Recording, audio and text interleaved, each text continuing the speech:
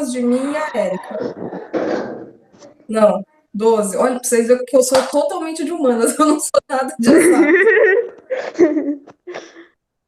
Estamos em 12. Mas tem gente que tá ocupando dois bancos aqui, né? Quem que é esse Levi aqui? Esse Levi tá ocupando dois bancos, ó, espaçoso igual eu.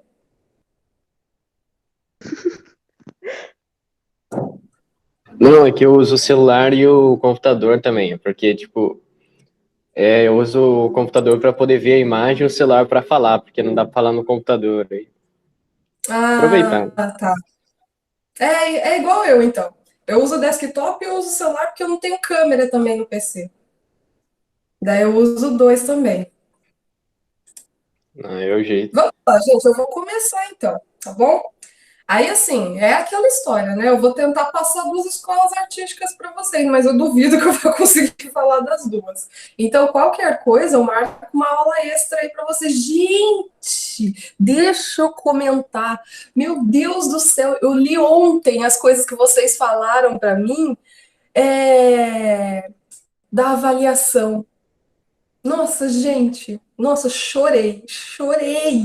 Gente, vocês me elogiaram muito, meu Deus! Gente, eu tava assim, eu tava num dia péssimo, sabe? Um dia assim que tá nublado, que tá frio, que você tá no canto jogada sozinha, que você não sabe o que fazer da vida, que você tá triste pela quarentena, que você tá preparando um de aula, tem pais até aqui, ó, entupindo você, fazendo pressão em cima de coisa de você de aula EAD. Nossa, aí mandaram a avaliação no e-mail, putz, daí eu li e falei, nossa, não acredito, vocês são demais. Vocês são demais. Não é à toa que eu amo dar aula nesse cursinho. Não é à toa. Nossa, gente, vocês arrasaram. Vocês arrasaram. Muito obrigada por todos os elogios, tá? Nossa, obrigada de verdade. E eu tô acatando algumas coisas aqui, viu? Eu tava até mudando já uns slides aqui. Duas sugestões que fizeram para mim para melhorar a aula. Falaram que algumas vezes em alguns slides, né, tipo, só tem uma imagem, daí eu fico comentando, e poderia ter alguma coisa, né, que eu tô falando, algumas pontuações escritas no slide. Eu já estava tentando mudar isso aqui no slide de Grécia, que na verdade é uma coisa minha mesmo. Eu coloco uma imagem, daí eu fico comentando, fico falando, fico lá viajando no assunto, e não tem nada pontuado, mas eu vou mudar isso. E eu falo rápido demais, né, gente? Nossa, isso é assim, não é. Vocês não são os primeiros que reclamam, eu falo rápido pra caraca. Eu tô tentando mudar isso dentro de mim, mas parece que existe um papaléguas dentro da minha garganta. E daí eu fico Ah, falando mas eu rápido acho que demais. isso é mais de pessoa, porque, tipo, eu não consigo assistir aula com a pessoa que tá falando muito devagar, eu fico tipo, ai meu Deus, Dá fala sono, rápido. não dá? Dá sono. Mas eu vou tentar, porque eu sei que tem coisa que eu fico falando que não dá pra entender assim, tipo, quê? O que ela tá falando? Mas eu vou tentar. É assim, qualquer coisa, se eu tiver muito rápido, gente, vocês têm que falar assim, para, Stop. volta. Daí eu vou, tá. Então eu paro, daí eu volto. Beleza. O que alguém falou aqui? Kevin falou que, prof, eu descobri que sou parça do seu cunhado. Ah, do Edu? Ah, sim. E eu que descobri que meu professor trabalha com você. Eu fiquei tipo, what the fuck?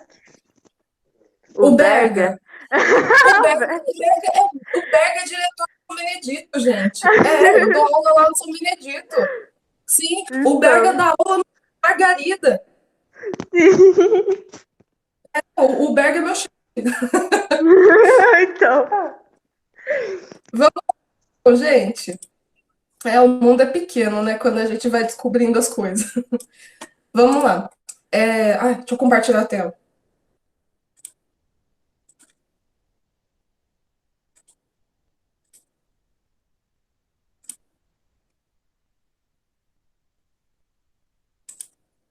Não consigo compartilhar a tela.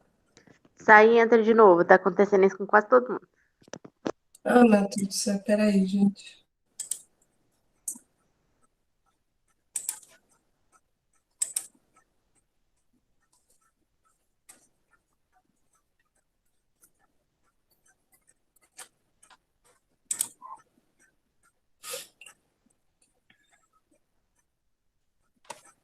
Aí, apareceu. Vamos lá. Tá aparecendo aí para vocês? Tudo certo? Tá todo mundo me Sim. ouvindo, me escutando? Me ouvindo, me escutando, a mesma coisa. Me ouvindo e vendo tudo certinho? Vamos lá. Ó, gente, esses slides já estão disponíveis lá no Drive, tá bom? Então, qualquer coisa, se vocês precisarem, se quiserem fazer um estudo complementar, já tá tudo lá. Beleza. Vamos então fazer a nossa caminhada aí pela história da arte, né? A gente começou com arte rupestre lá na pré-história, e aí a gente falou sobre o surgimento do homem no mundo, né?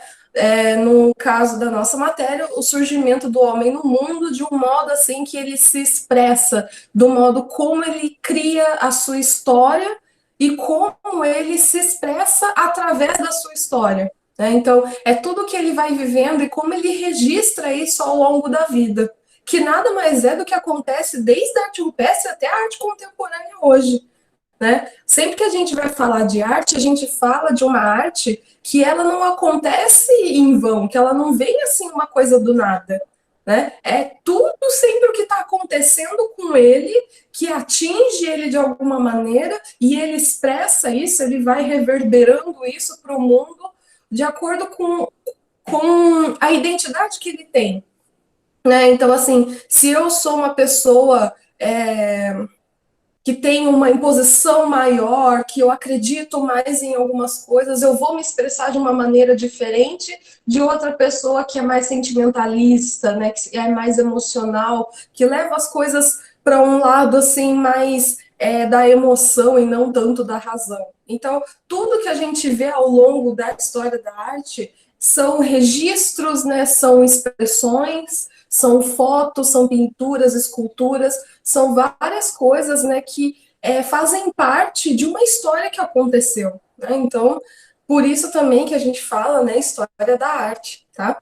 Então, vamos lá. A gente passou por arte rupestre, aí a gente foi por Egito, e a gente vai dar de novo um salto gigantesco e a gente vai passar por Grécia agora, tá? A gente está falando ainda do período, né, da arte antiga, a arte na antiguidade, que vai até a Idade Média, tá? Então a gente vai passar aí por arte rupestre, Egito, Grécia, Roma e Idade Média. São 5 escolas artísticas que a gente vê aqui no cursinho, né? Porque se a gente estudasse ali no completo, teria algumas outras escolas artísticas ali enfiadas no meio, tá? Só que as mais relevantes são essas. Então, sobre Grécia, tá? As principais produções da arte grega. Quando a gente fala de arte grega, a gente vai estar falando de que exatamente de cunho artístico? Arquitetura e escultura. A gente não fala muito de pintura aqui, a gente não fala muito de desenho aqui, apesar de foi na arte grega que a gente teve uma das maiores descobertas do desenho no mundo e que a gente usa até hoje, né? Assim, para quem desenha, quem ilustra, essa descoberta foi assim importantíssima e que ela fez uma diferença absurda no Renascimento, tá? Lá na época das Tartarugas Ninja. Ó, a arte grega ela é dividida em 3 períodos: arcaico, clássico e helênico. A gente vai falar um pouquinho sobre cada um deles. Mas a gente precisa falar, né, sobre quem que é Grécia ali na fila do pão, né? Grécia, o que que ela estava fazendo, o que que tinha lá para a gente ver, quem era a galera que estava lá, tá bom? Então, assim, a gente tem como principal agente dali, né, quem falava naquele lugar, o que comandava aquele lugar, gente, a gente tinha a Acrópole de Atenas, né? A Acrópole de Atenas, para quem não sabe, a Acrópole, tem até ali no cantinho, a Acrópole é um complexo onde existiram vários templos, cada um construído para um deus, sendo o Partenon dedicado à deusa Atena, que é, né, a deusa mor ali daquela cidade. Tanto que carrega o nome da cidade, né?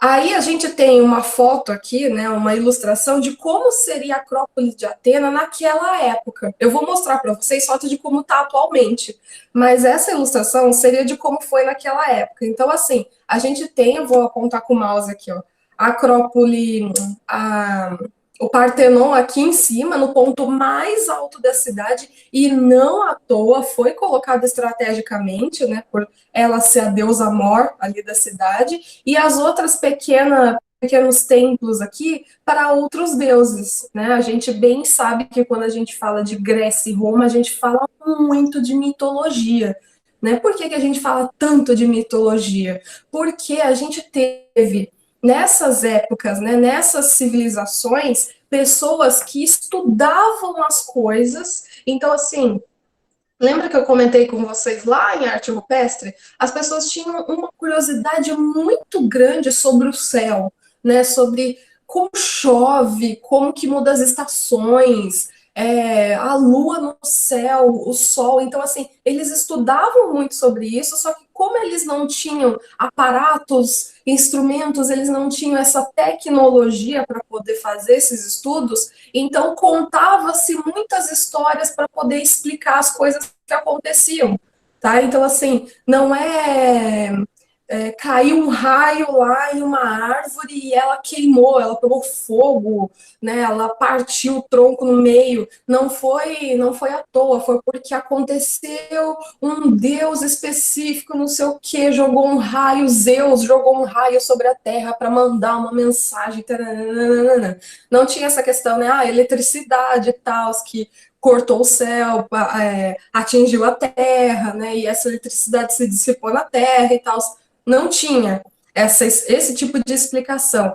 Por mais que eles estudavam, né, e por mais que eles conseguiam achar muitas soluções e muitas respostas para perguntas da vida, no geral, não é à toa também a gente tem um monte de filósofo muito incrível nessa época, né? Só que a gente não tinha esse embasamento científico igual a gente vai ver lá no Renascimento, por exemplo, né? Porque no Renascimento a gente teve assim uma ascensão da ciência, da física, da botânica, da biologia muito incrível.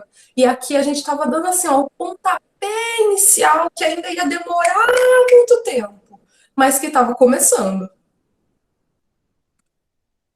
Aqui. Essa é uma foto da Acrópole de Atenas atualmente, tá? Então a gente pode ver aqui, ó, bem na parte mais alta, o Partenon e os outros templos menores aqui, ó, a caminho, né? Descendo aqui esse morro, tá? Então, isso tudo que a gente tem são ruínas, ele é aberto para visitação.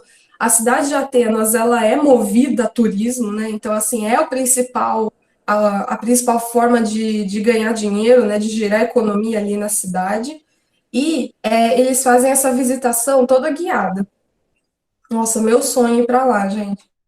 Aí, se a gente comparar com essa ilustração anterior, tá vendo que nessa ilustração tem uma galera subindo essa rampa para entrar aqui, tá? Essa galera entrava nesse lugar, na Acrópole, né? E eles se distribuíam ali pelos templos para poder rezar, para poder fazer seu momento de silêncio, né? Fazer suas oferendas e tal. Eles entravam em datas muito específicas. Então, assim, ele não era sempre aberto, tá? Mas ele tinha datas específicas em, por exemplo, hoje é o dia da deusa tal, hoje é o dia do deus tal. Então eles iam lá, né, glorificar naquele templo.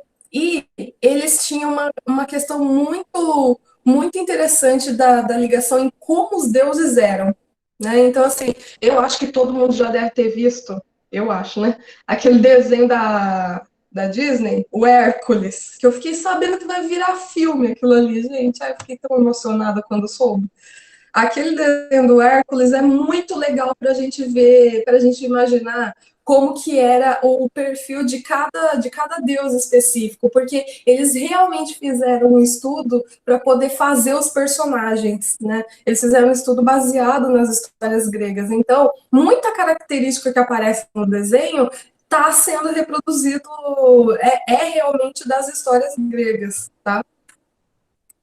Aí aqui, ó, tem uma foto mais aproximada, né? Então, assim, para vocês terem uma noção, né, tipo, os turistas tudo aqui embaixo, e como que é a estrutura, né, desse lugar. Então, não é um lugar pequeno. Apesar desse templo aqui, ele ser um templo menorzinho e tal, gente, o lugar é gigantesco, as paredes são enormes. Olha o tamanho das pedras que foram aqui, né, montadas para poder fazer esse lugar.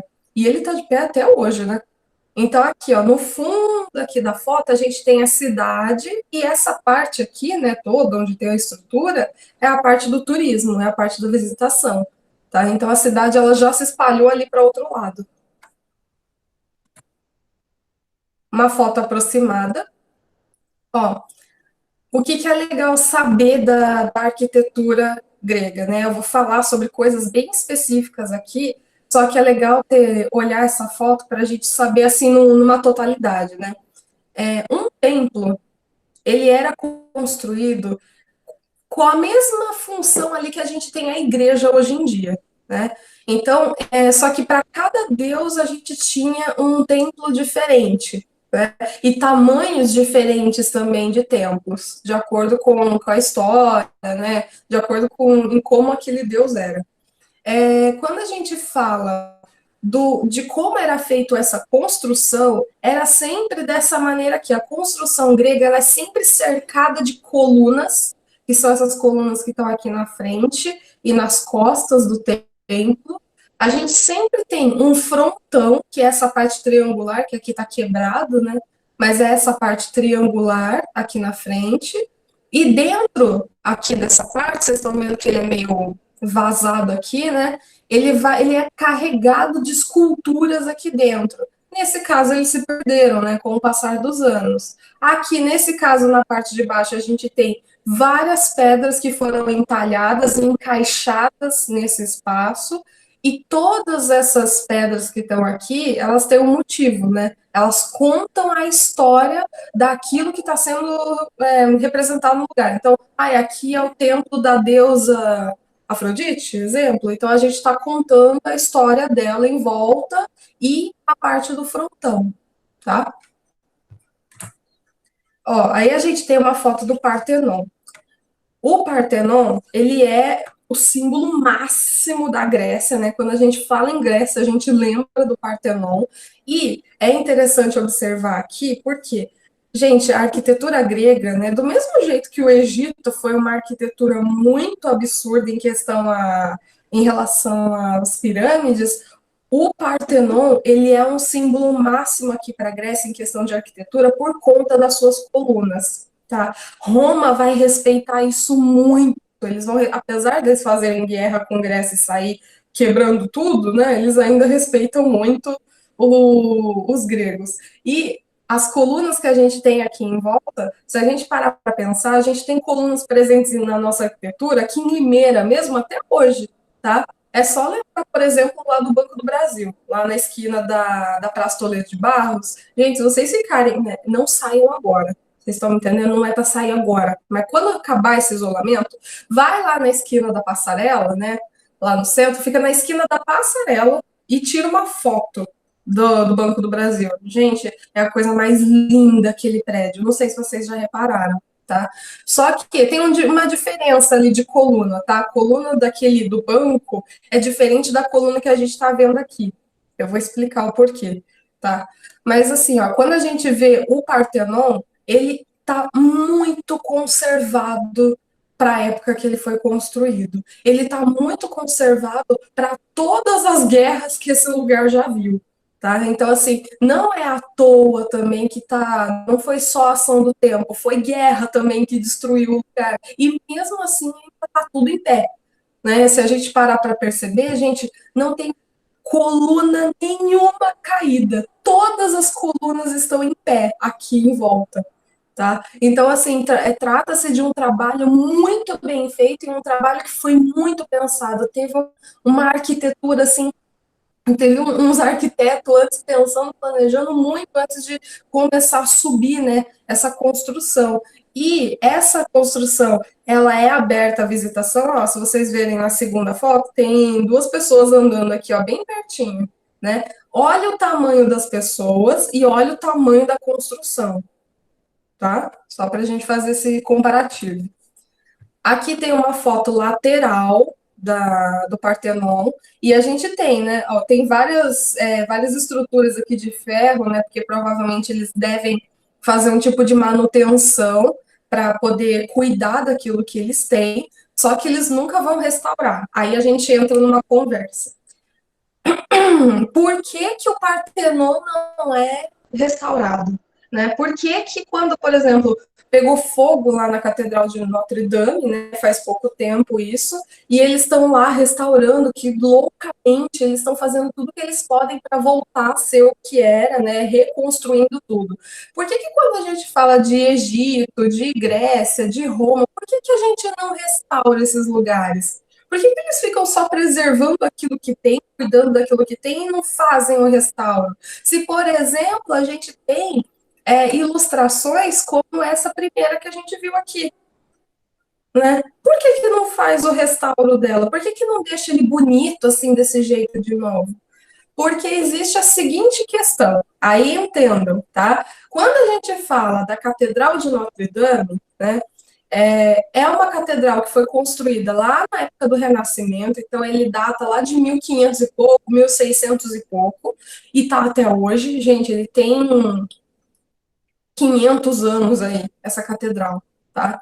Então, assim, ele foi construído naquela época, né? E a gente tem um estudo muito grande, é um estudo muito vasto de tudo que foi feito nessa catedral. Então, desde a época que ele foi construído até hoje, a gente tem estudos, assim, mais do que completos, é, pelos materiais, porque não tem como, pelos materiais, talvez. Também, viu, Jéssica? Os materiais também influenciam.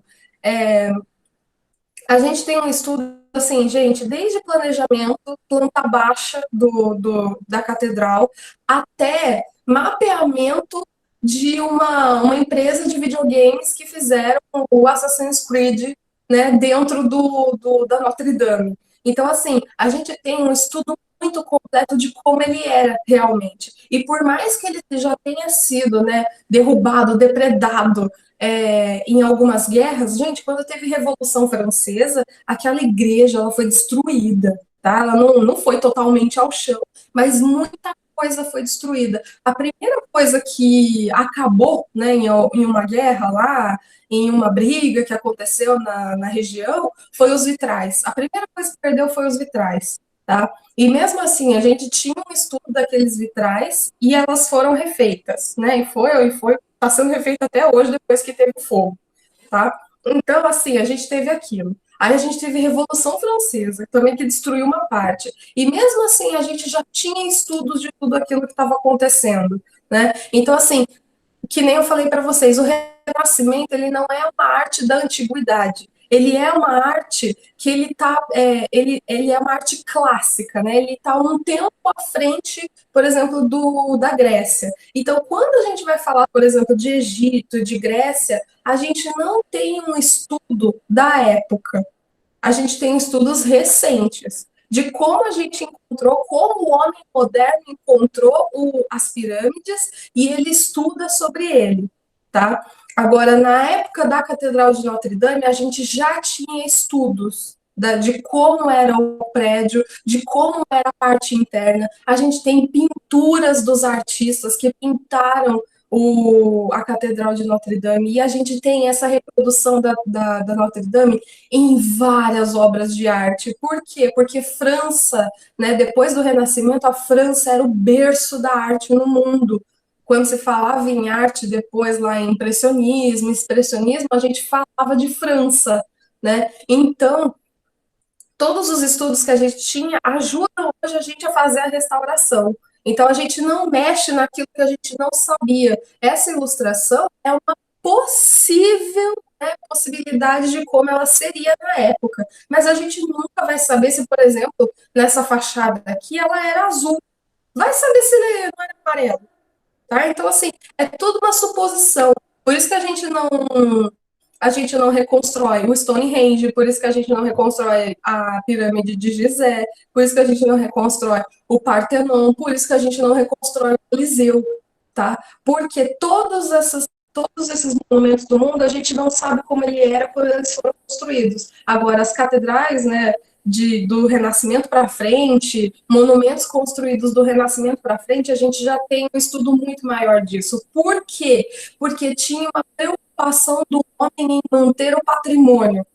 Tá? Então, por isso. E a Jéssica, o que ela falou pelos materiais, inclusive, a gente nunca vai conseguir, por mais que tente imitar de todas as maneiras, fazer uma pedra, né, gerar ali, fazer um entalhado ali na pedra, igual os gregos fizeram. Não é legítimo, tá? É como se a gente tivesse uma peça falsa no meio de uma coisa super original da época. Então, a gente não mexe, a gente só preserva tudo que tem.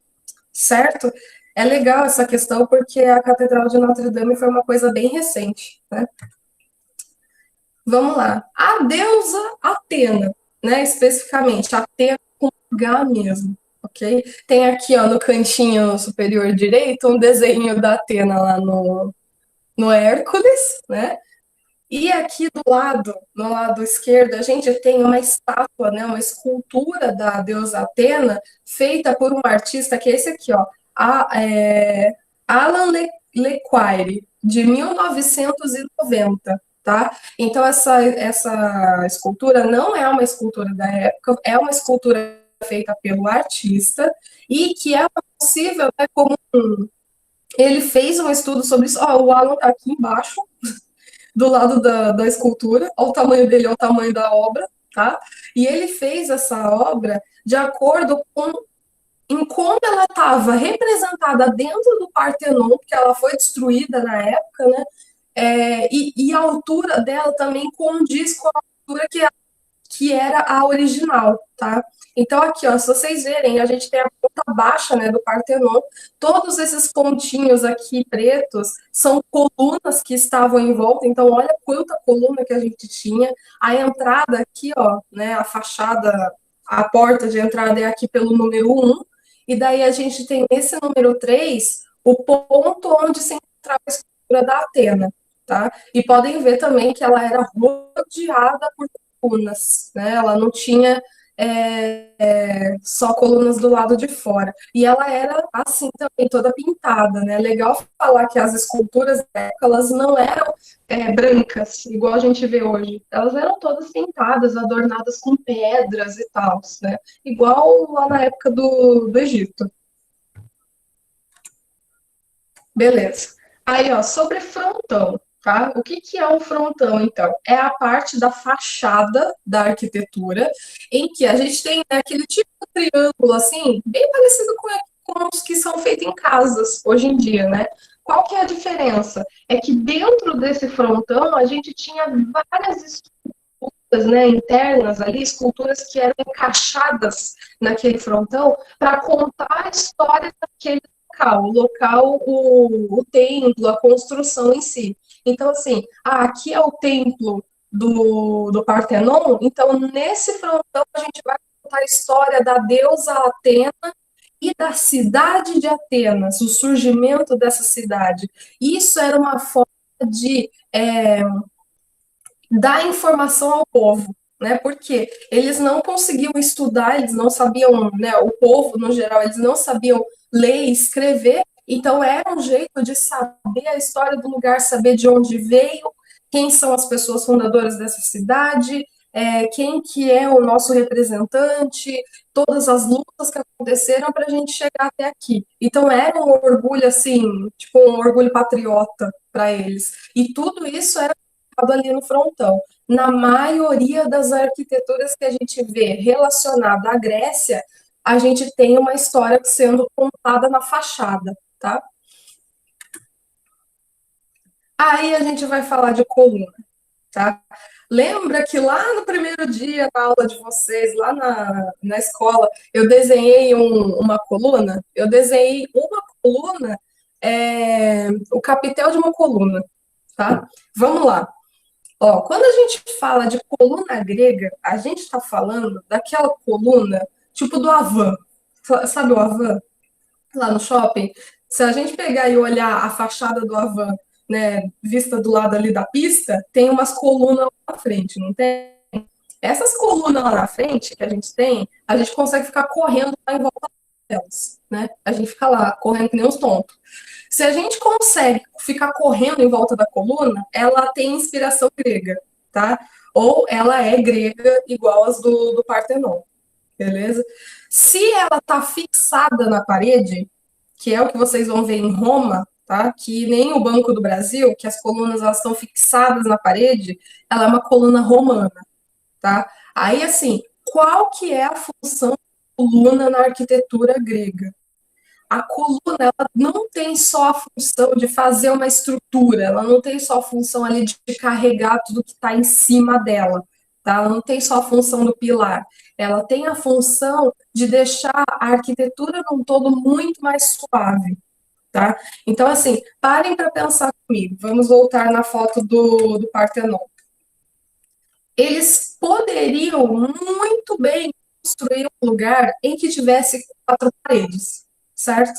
E que na frente tivesse ali uma portinha, a pessoa entrasse e encontrasse a escultura, né, da deusa Atena lá dentro. Só que, gente, a gente está falando de uma construção que não é qualquer construção. A gente não está falando de uma simples casa. A gente está falando de um ícone, de um símbolo que representa o lugar que eles vivem e que representa a vida de todo mundo naquele lugar. Então, por que fazer simplesmente uma construção de 4 paredes fechadas, né? Então, eles conseguiram entender naquela época que se eles substituíssem as paredes por várias colunas, eles engrandeceriam essa construção, então ela ia ficar muito mais impressionante. E é impressionante, olhando assim, né, do que se fosse 4 paredes, ia ser um barracão, né? E eles conseguiriam também dar essa leveza para a construção, porque para pensar, por exemplo, o Coliseu, né? O Coliseu é aquela construção lá de Roma, né, que ele é circular, aquele teatro de arena, tá? O Coliseu ele é cheio de janelinhas em voltas, aqueles arcos romanos, certo? Ele é todo vazado, né? Ele não é uma parede maciça. Parem para pensar, se fosse uma parede maciça naquilo, o peso da construção ia ser muito maior, ia ser uma coisa pesada, ia ser uma coisa bruta em cima da terra ali, né? Agora, quando a gente olha o Coliseu com todos aqueles arcos romanos em volta, ele é uma construção muito mais leve, é uma coisa que engrandece o lugar, né? Dá um status assim para o lugar diferente daquilo se fosse só construção normal, simples de hoje em dia, por exemplo, tá? Então a coluna ela veio para fazer isso na arquitetura. Ela veio para engrandecer o lugar, né? E tornar útil e agradável, a união do útil com o agradável. É a utilidade por quê? Porque é uma boa opção para a gente fazer as construções e que suporta toda a estrutura, mas também ele é muito agradável de se ver, ele tem uma estética muito bonita, tá? Agora eu vou falar sobre cada uma das colunas. A gente tem 3 tipos de colunas, tá? E só uma curiosidade, elas não começaram sendo de pedras, tá? Elas começaram sendo de madeira. Os templos, no geral, eles começaram sendo de madeira. Só que, assim, eles perceberam que a ação do tempo fazia desgastar, a madeira apodrecia, era muito mais fácil de queimar, né? Então, eles começaram a fazer todos os templos com pedras, tá? Inclusive as colunas. A gente tem 3 tipos de coluna: a coluna dórica, a coluna jônica e a coluna coríntia. Coríntia, tá? Sem H ali no meio. Essas 3 colunas, o que diferencia de uma da outra? Como que eu sei que uma é dórica, a outra é jônica e a outra é coríntia? Pela parte superior da coluna, que chamamos de capitel. Tá? O capitel é essa parte superior que vocês estão vendo aqui nessa foto. Então, a gente tem a coluna dórica, ela é um capitel simples, quadrado, sem muitos detalhes. A coluna jônica, ela tem esse arabesco aqui colocado.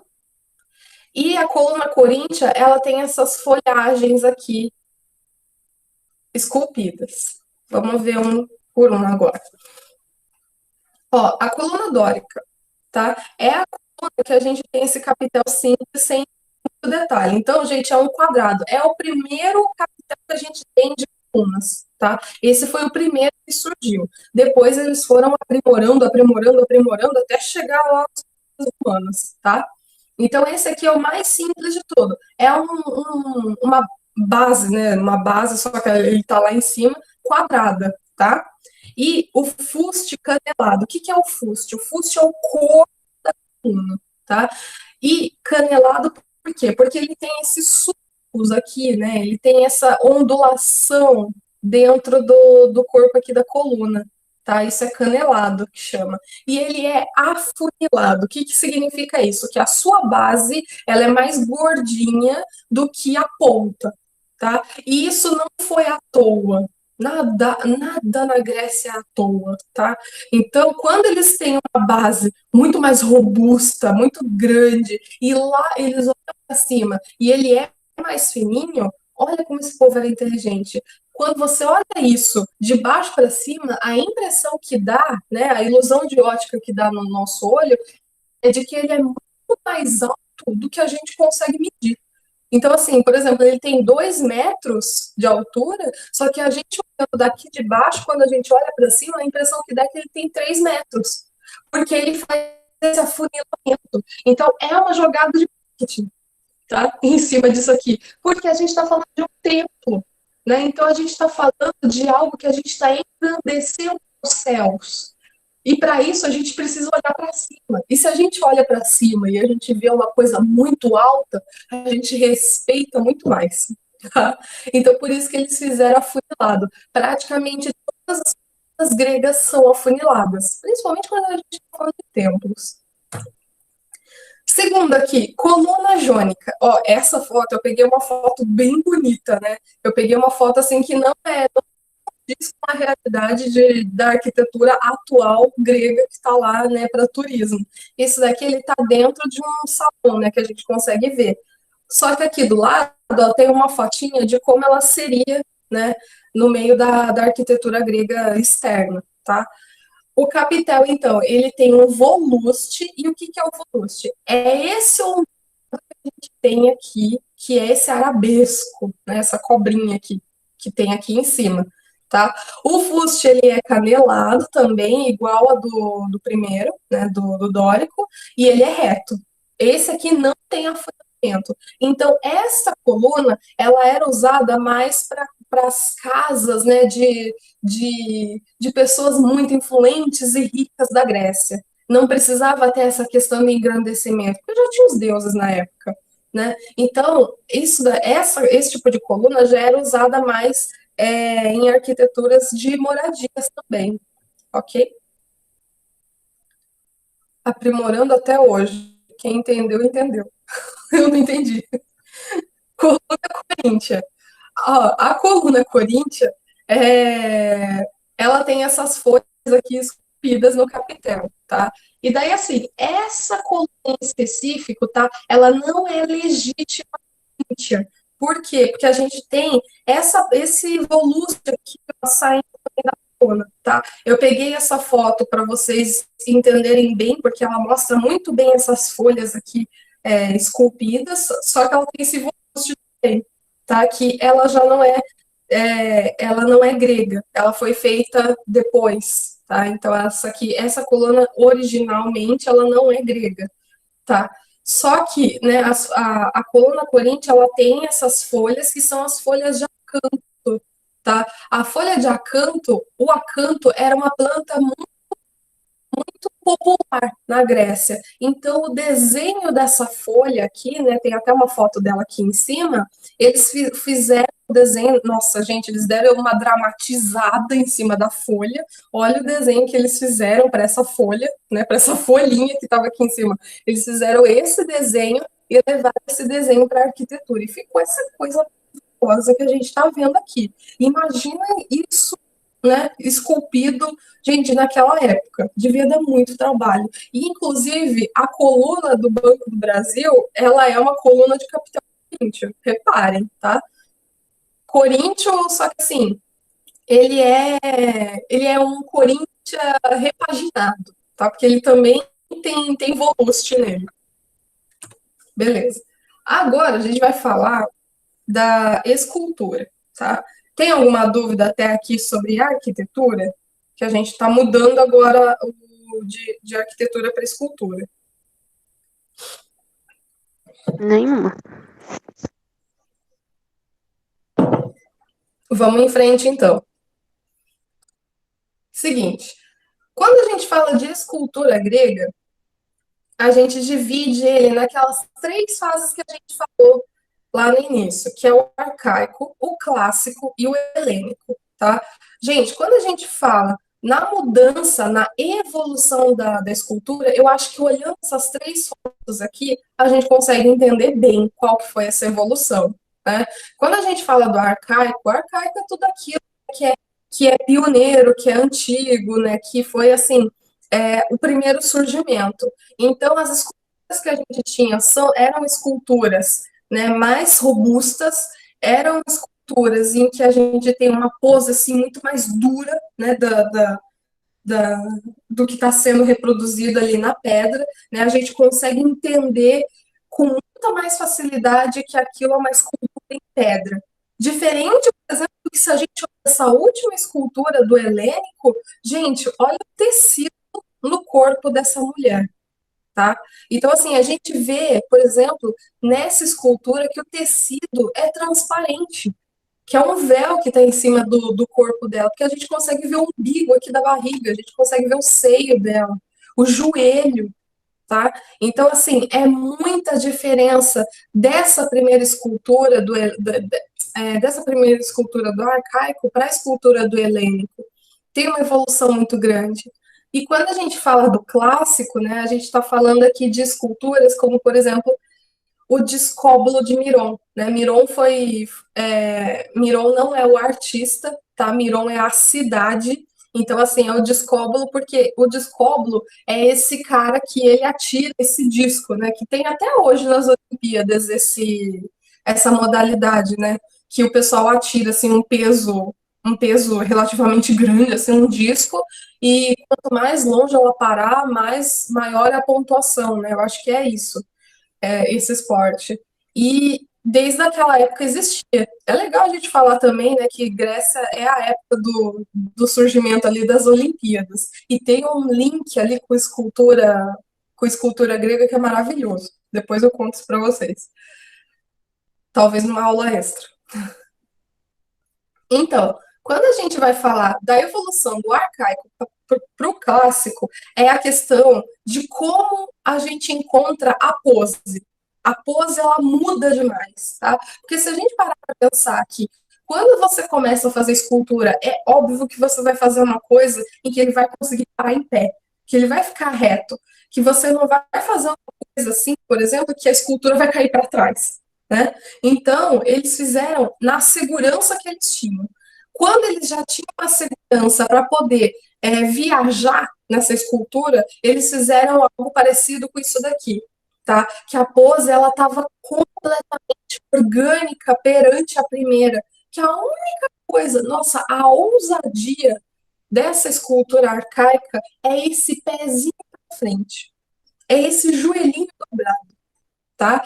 E depois a ousadia que está no negócio todo, né? Então, quando a gente fala dessa escultura aqui, o que a gente está vendo? A gente está vendo um bloco ali de mármore, né? Em que a pessoa ela está curvada e essa pose ela foi comprovada cientificamente. Ninguém consegue fazer essa pose aqui que ele está fazendo, porque senão a coluna ia quebrar, tá?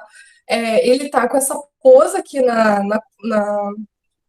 curvado, ele está com o disco aqui atrás, né, de um jeito que o nosso braço não consegue chegar, e ele está ajoelhando, tá? Aí, se vocês perceberem, tem uma pedra aqui atrás que não faz parte da estrutura, né? Tá vendo essa estrutura que está aqui atrás? Essa estrutura, ela tá fazendo contrapeso na escultura, num todo. Por quê? Se não tivesse isso daqui, essa escultura, ela ia cair para trás e ia quebrar, tá? Porque o peso aqui em cima é muito grande e ele está concentrado em um lugar onde ele não tem estrutura para suportar o peso dele. Então, eles fizeram peso desse lado para ele poder ficar em pé certinho. tá? Isso aqui era um estudo que eles estavam fazendo ainda. Então, por exemplo, essa pose, né, do descóbulo, que ninguém consegue fazer essa pose não existe, tá? Olha esse braço, esse ombro tá muito para frente, parece que alguém deslocou o ombro dele. Tá? Então, essa pose aqui, ela não existe, tá? E justamente porque eles estavam estudando. E isso é muito porque se a gente pensar dessa evolução para essa, gente, é um tapa na cara, tá? Para o helênico. Quando a gente fala do helênico, né, o nome dessa escultura é A Vitória de Samotrácia. Autor desconhecido, né, como todas as outras obras da Grécia. Todo mundo pergunta para mim, professora, por que ela está sem cabeça? Professora, por que ela não tem braço? Porque foi arrancado na guerra, tá? Então, assim, lembrem, parem para pensar, nem tudo, nem toda obra de arte, principalmente esculturas, né, que elas estavam expostas, assim, né, em praças de cidade e tal, sempre que ela está sem cabeça, ou sem braço, ou sem qualquer outra coisa, ou sem óculos, igual a do Carlos Drummond, que sempre arrancam aquele óculos dele no Rio de Janeiro, tá? É porque alguém foi lá e quebrou, tá? Então, aqui nessa época, as guerras fizeram com que as esculturas fossem destruídas, elas fossem depredadas. Então, assim, tinha uma cabeça e tinha o braço, só quebrado. E daí sobrou só o corpo e as asas. Tá? Então, assim, nessa época do helênico, a gente tem uma evolução da escultura que a gente já fala, né, de outros tipos de estudo. A gente já tem esse acessório, né, nas costas dela, que são as asas, e que mesmo assim a gente não tem um contrapeso feito aqui na parte de trás. Então, assim, eles já conseguiram mensurar bem como que eles tinham que deixar a pose da mulher para a perna dela, essa perna aqui, ó, já ser o peso da escultura, tá?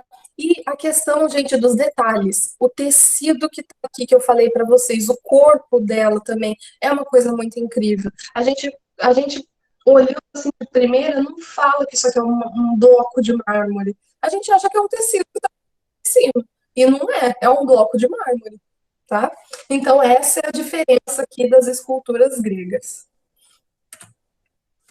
Aí, né, a título de curiosidade também, as esculturas recebiam pinturas e pedras coloridas para dar mais vida ao que era representado.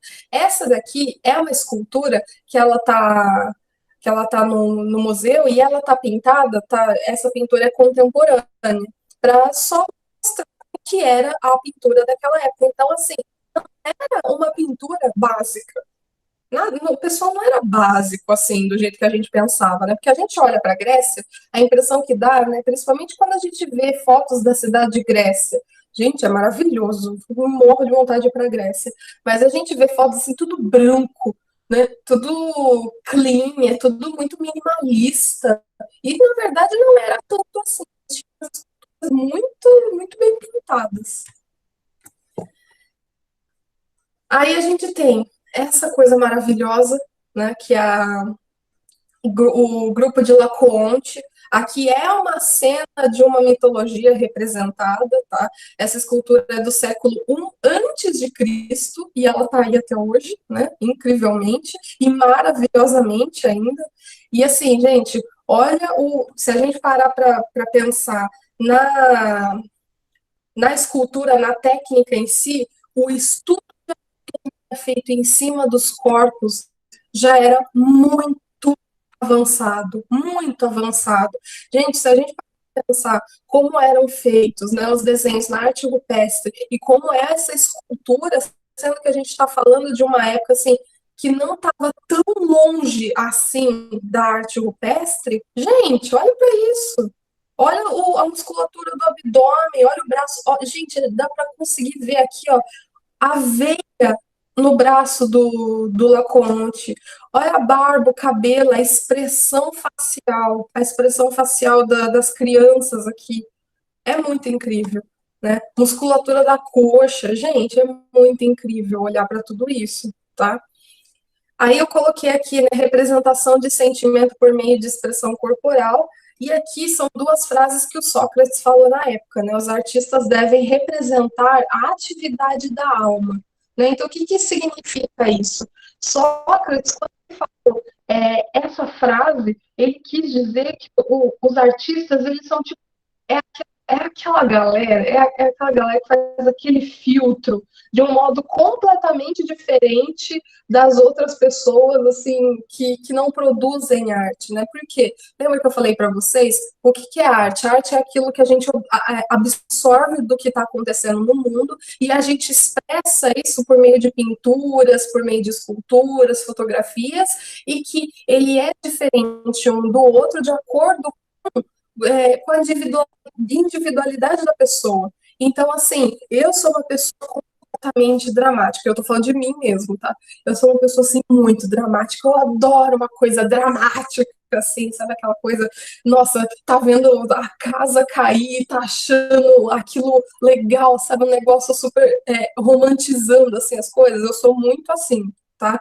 Adoro um negócio dramático. E as minhas produções, né, algumas das minhas produções, eu coloco muito disso no meio. Então, a gente tem um filtro diferente para esse tipo de coisa. E não é que, eu não sou artista e tal, então eu não tenho esse filtro? Tem. Gente, todo ser vivo é criativo, já dizia a minha professora. Todo ser vivo é um ser criativo. Então, assim, todo mundo pode produzir e todo mundo é criativo ao ponto de, gente, entender que você pode estar absorvendo, por exemplo, essa pandemia, essa coisa muito louca que está acontecendo com a gente, e falar sobre isso de maneira completamente artística por meio da sua ótica. Então, assim, o jeito como você apresenta um desenho para a gente, só você sabe falar sobre aquilo porque é sua individualidade, é a sua perspectiva, é a sua ótica. Então, Sócrates quis dizer mais ou menos isso com essa frase, né? E devem observar o modo como os sentimentos afetam o corpo e a ação, que nada mais é também do que quando você está recebendo alguma coisa, exemplo, estamos em quarentena, né? O que que é o que que acontece nessa quarentena? Porque a gente sabe o que está acontecendo no mundo, mas vocês já pararam para observar como é a reação de vocês perante tudo isso? Né? Ai, se eu tô puta da vida, se eu tô muito brava, se eu tô aproveitando isso, assim, tranquila, eu estou estudando. Como que é a reação de vocês perante isso? Então, os artistas, eles devem observar o modo como os sentimentos afetam ele mesmo, né? Então, assim, é entender aqui tudo que eu estou recebendo e como é a reação perante isso, para eu poder conseguir manifestar isso depois, tá? Enfim, né? Filosofias aí à parte, adoro filosofia. Professora, essa escultura seria clássica por conta do suporte? Não, ela é helênica. A questão aqui é por conta da história que tem, tá? Então, assim, eu não lembro direito, eu já esqueci um pouco dessa história, mas a gente tem o Laconte, os filhos dele, né? E eles estavam, assim, num momento de. É, contando histórias, né? Num momento de lazer, e daí essa cobra que tá entrelaçando eles, né? Obviamente, está matando eles. Então é tipo, se eu não me engano, é uma vingança aqui que está acontecendo, tá? Então, como a gente está contando uma história, ele provavelmente está precisando desse suporte, até mesmo porque, se vocês perceberem, ele está dentro de um espaço, né? Essa escultura. Ele tem um lugar próprio para ele. Então, ele vai ter uma base para poder deixar maior, tá? Ele vai ter uma base para a gente poder conseguir ver ele de cima. É a mesma coisa, por exemplo, pendurado, né, na parede de uma galeria. Ele nunca está na mesma altura dos nossos olhos, ele está sempre um pouco mais elevado. E não é à toa.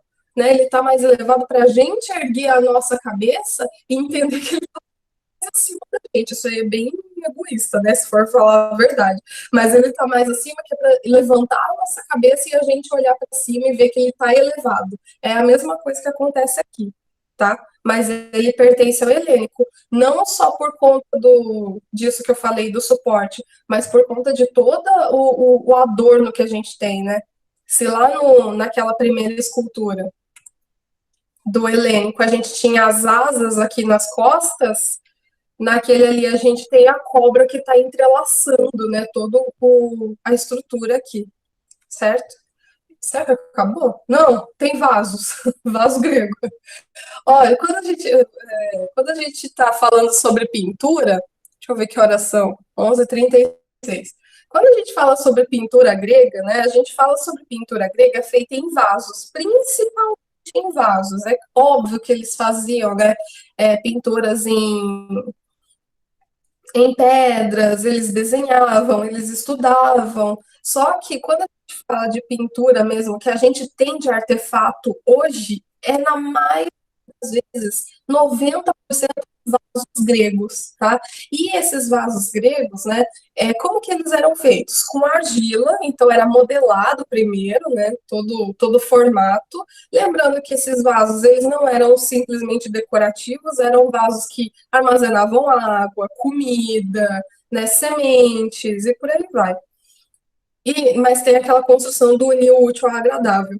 E daí a pintura dela era feita, eles até tentaram fazer pinturas assim, diversas cores, só que eles entenderam que as cores desbotavam no processo da queima, né? Então eles deixavam somente cores assim da argila e a cor preta para poder fazer a queima. Então eles faziam os desenhos somente com a cor preta e a cor que está no fundo é a cor da argila, tá?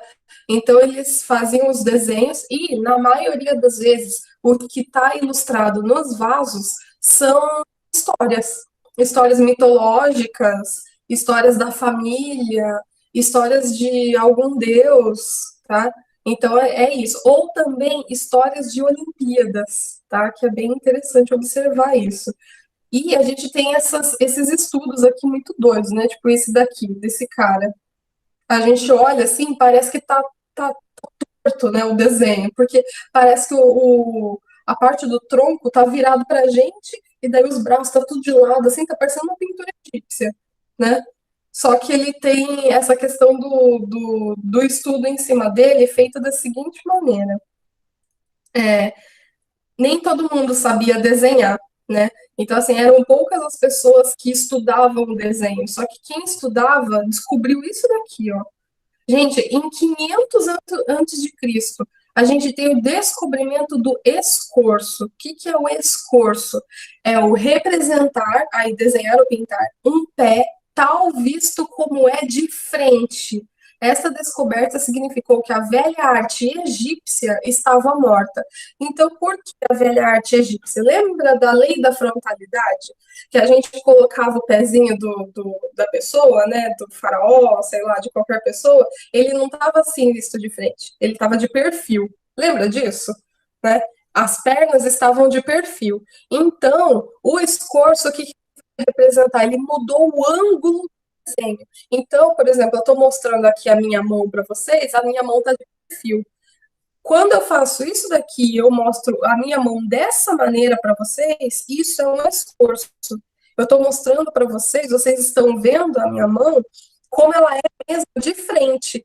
Então, esse desenho que está aqui no slide, essa pintura, gente, esse pezinho aqui com os dedinhos para frente, assim, ó, é uma das representações de esforço do mundo, tá? Então, foi um descoberto assim, incrível. E daí aqui, ó, tem um desenho, né, um desenho moderno, feito de um estudo de um pé visto de frente.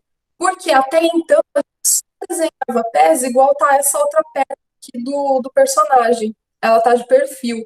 Quando a gente vira ela para frente, a gente tem uma descoberta muito grande. E assim, uma descoberta, mas não é uma descoberta, sabe desenhar um pé de frente. Não é isso. É porque a gente consegue mudar todo o ângulo para frente.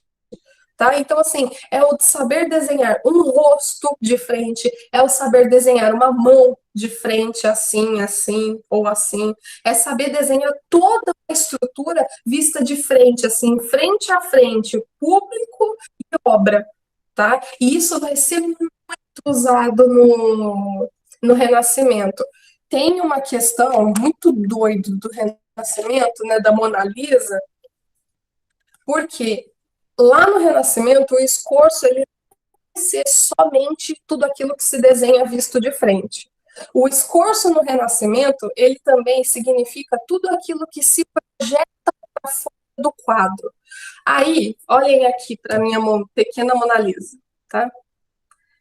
A Mona Lisa tem um monte de história em cima desse quadro. E uma delas é de que você pode estar em qualquer lugar. Se essa Mona Lisa está pendurada em algum lugar, eu posso estar em qualquer lugar. Eu posso estar aqui, eu posso estar de frente, eu posso estar do outro lado. O olhar da Mona Lisa segue você. Isso é assustador, tá? Porque quando eu tô aqui, gente, eu olho para a Mona Lisa, ela tá olhando para mim. Eu tô de frente, ela tá olhando para mim. Se eu estiver desse lado de cá, ela vai estar olhando para mim. Então, isso é um esforço que o Leonardo da Vinci colocou no olho da Mona Lisa. Leonardo da Vinci não tinha mais o que fazer, né? Só colocar medo na gente. E daí ele fez isso no olho da Mona Lisa, tá? Quando a gente chegar em Renascimento, eu vou fazer esse teste com vocês. Daí vocês vão ficar andando que nem uns doidos aí no quarto, na sala de vocês, olhando assim a Mona Lisa na tela do computador, e vocês vão ver que eu tô falando a verdade. E é isso. Grécia acabou por aqui. Gente, alguma dúvida? Vocês têm alguma dúvida? Lamentos, angústias? 11h42. Alguma questão que vocês queiram abordar? Algum comentário? Alguma parte que não entendeu? Curiosidades? Ai, professora, eu já fui para Grécia. E aí, comenta. Comenta ou sai da sala, tá? Sou pobre, não tem como não. Eu também. Maior sonho da minha vida, acho que eu já falei isso para você. Não sei se eu falei isso para você, nunca sei para quando eu falo as coisas que eu falo. Meu maior sonho hoje é fazer uma world trip, fazer uma viagem pelo mundo, visitando os lugares sobre as quais eu dou aula. Então, assim, um monte de vontade de ir lá na França ver os desenhos rupestres, depois ir para o Egito ver a pirâmide, ir lá na Grécia ver o Partenon, depois ir para Roma ver o Coliseu. Gente, um dia eu vou fazer isso ainda, me aguardem. Me aguardem. Aí vocês me sigam em alguma rede social de gente velha, que quando eu tiver na terceira idade eu vou fazer isso. Certo? E aí, gente, alguma coisa? Não? A mentalidade deles em cada época é muito louca para representar tudo, literalmente. Gente, e é verdade, tá? Assim, vocês vão ver, por exemplo, que os gregos, eles eram pessoas, assim, apesar de tudo, eles eram pessoas muito pacíficas. Vocês vão ver o que é Roma. Roma é uma coisa muito louca. Gente, os imperadores romanos, eles eram muito doidos, tá? Porque tinha uma coisa, assim, dos imperadores de... sabe aquela música Eu Quero Sempre Mais? Do Ira com a Pitty? Era o hino dos imperadores romanos. Eles sempre queriam mais. Né? Então, assim, eles dominaram o território ali da Europa como nenhum grupo dominou essas terras nesse mundo. Gente, é uma coisa muito louca, tá? E tem uma coisa interessante também, eu acho que eu vou fazer uma questão sobre Olimpíadas, tá?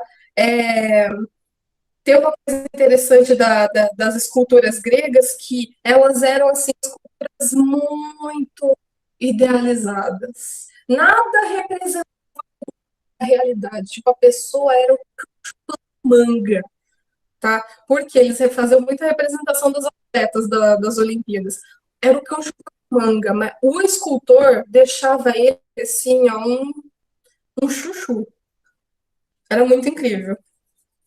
Gabriele falou, vamos fazer um cruzeiro para as Ilhas Gregas. Nossa, Gabriele, partiu.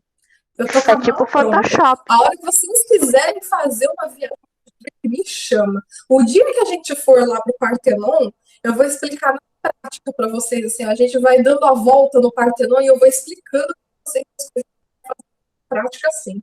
Já aviso o Gui. Gui, patrocina a gente. Gente, eu acho que por hoje é só, né? Já falei demais, vocês já me escutaram demais, já viram demais. Vou até sonhar grego essa noite. Beleza? É isso, gente. Tá? Muito obrigada. Deixa eu parar o compartilhamento de tela aqui. É isso, gente. Muito obrigada. Se vocês tiverem alguma dúvida, vocês podem mandar para mim.